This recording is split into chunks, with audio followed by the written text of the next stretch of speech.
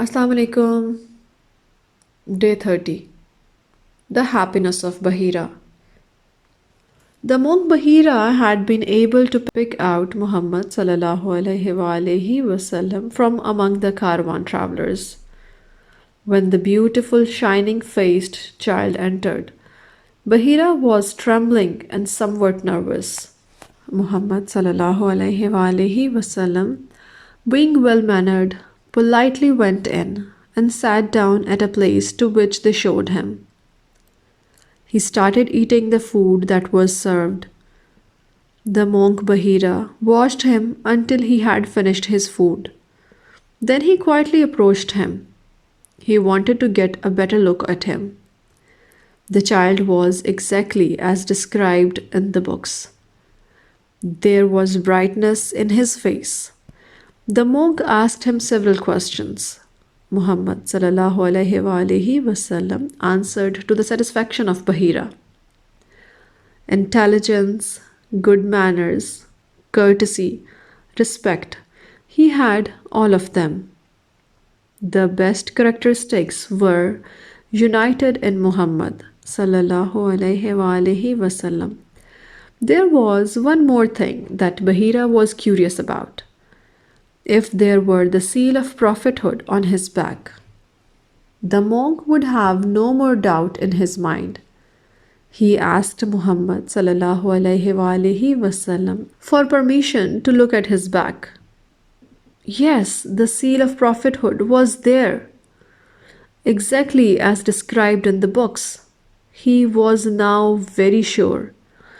This child was to be the Prophet Muhammad Mustafa ﷺ, who was expected everywhere. Trying to hide his excitement, he asked Abu Talib, "What relation is this child to you?" Abu Talib was afraid that some harm would come to his nephew. For this reason, he did not tell the truth. "He is my son," he said quietly.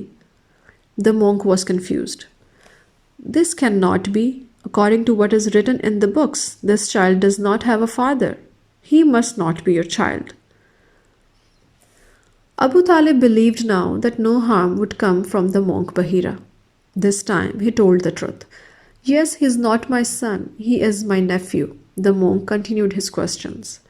"What happened to his father?" Abu Talib replied, "When his mother was pregnant with him, he died." The monk shook his head approvingly. "Yes, it is also written in the book." And then he leaned over and whispered in Abu Talib's ear, "Take the child and return to your home." "Why? Has something happened?" asked Abu Talib. Bahira told him, "This child is going to be the prophet who has been expected for a long time. According to the sacred books, he is going to be the last prophet. Sallallahu At this moment, everywhere along the route that you are taking, he is awaited. If you take him to Damascus, they will recognize him. They might try to harm him. In my opinion, you should not stay. Take him and return to your home." Abu Talib was affected very much by the words of the monk Bahira. Of course, he wouldn't want any harm to come to his nephew, Muhammad SAW. He would do everything possible in order to protect him. He sold all he had right there and set out on the return journey. Both uncle and nephew returned to Mecca without going to Damascus. The monk Bahira was honored to see the one who would be the prophet as described in the books, and he was glad that he had prevented any harm from coming to him. For this reason, he was very, very happy.